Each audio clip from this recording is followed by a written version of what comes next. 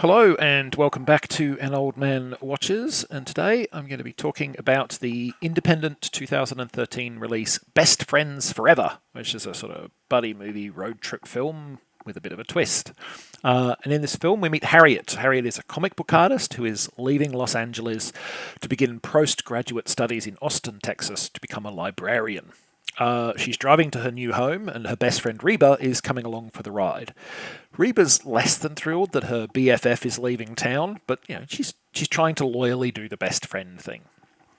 Harriet, for her part, is keeping a secret from Reba, which of course is going to come up. But what throws a real crimp in their plans for one last sort of best friend adventure is the sudden detonation of nuclear weapons in multiple US cities.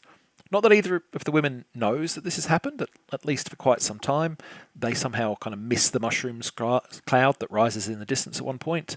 But they begin to experience the fallout pretty quickly. The metaphorical fallout, that is. If they were in real fallout, well, they'd either be very dead or in a Bethesda computer game. Increasingly perplexed as to the lack of functioning phones and the seemingly aberrant behaviour of the few people they meet on the road, Reba and Harriet press on with their journey. Sooner or later, however, they're going to discover what's happened, and it's then that their friendship is really going to be tested. So, Best Friends Forever was the first movie project I ever backed on Kickstarter way back in April 2012.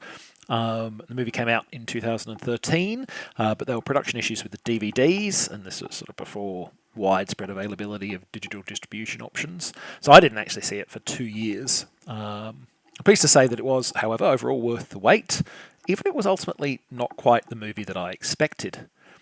So let's talk about why it wasn't the movie I expected and what kind of film it actually is and if it's any good. So, as you can see from the image on your screen, Best Friends Forever used comic book style art in its pitch and marketing. And the art is solid stuff, well executed, and it ties into the film because obviously, the main character has ambitions to be a comic book artist. But I also think that the art is tonally a little bit of a mismatch from the film. To me, the image on your screen pictures a pulpy action comedy, a bit irreverent and quirky and freewheeling, and the actual film is not really like that.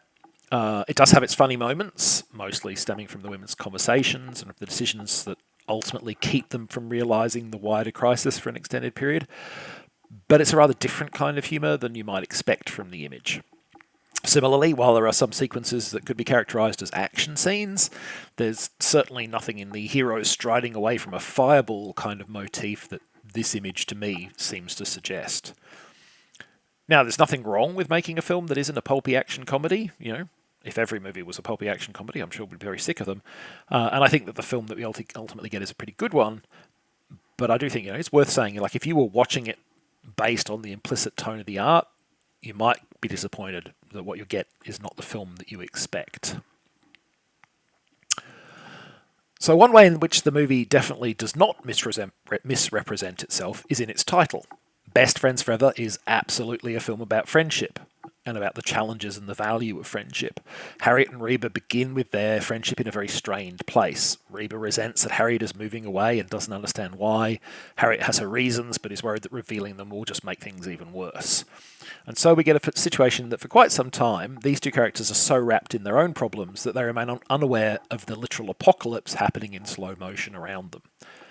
Now, that could easily have made them unlikable, but the film largely avoids that by grounding so much of their interpersonal conflict in their genuine affection for each other. Reba may resent Harriet's decision to leave, but that's at least in part because she thinks Harriet is giving up on Harriet's own dreams in doing so, whereas Harriet is hiding things, but she worries that revealing them would put pressure on Reba. The conflict does not come solely from them being self-centered, and I think that's really important. I liked it. I think it's a smart bit of storytelling, showing flawed people trying to find their own way and trying as much as they can, however awkwardly and at times unsuccessfully, to help each other find their way as well. The literal end of the world, of course, comes into play as a catalyst for the two women to finally face the subtle and not so subtle fractures within their relationship, and in multiple senses to ask and answer the question, where do we go from here? Now, low-budget films often have technical production issues, such as poor acting, muddy lighting, muddy audio, and the like. Best Friends Forever handily avoids these fundamental flaws, and I think perhaps more importantly, it also avoids a different problem, one that is not limited to lower budget productions, which is serious structural story flaws. I've seen many films with really profound script weaknesses, long sags in momentum, plot developments that are narratively convenient for getting to where the film wants to go, but unsupported and clearly contrived, romantic subplots that are founded on nothing more than, well, these two characters have been on screen a fair bit together, right? And so forth, things like that. Best Friends Forever is not so afflicted. I'm not about to say that it's flawless. I think it could have been tightened up in a few places. For instance, I think the gas station scene goes on a little long, but it's otherwise pretty solid. It's funny when it means to be, and only when it means to be, and it also builds its momentum pretty well over time, provided you keep in mind one important factor.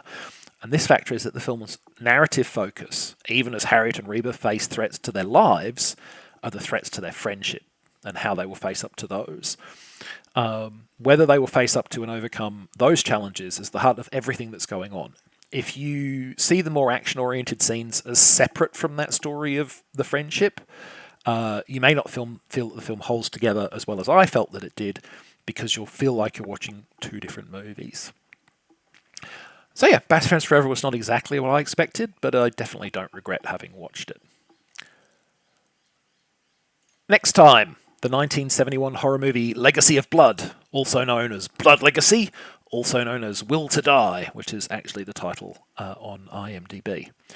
It's rarely a good sign when a film has multiple titles like this, and this movie is no exception to the rule. But that's next time. Until then, thanks for watching this video, and I hope you enjoyed it.